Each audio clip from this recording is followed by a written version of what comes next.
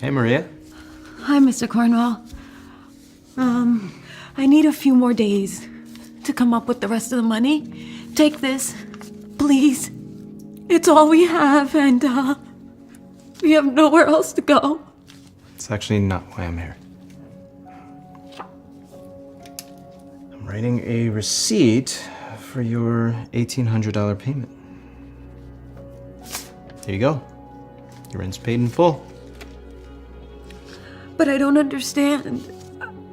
How did this happen? You might want to ask them.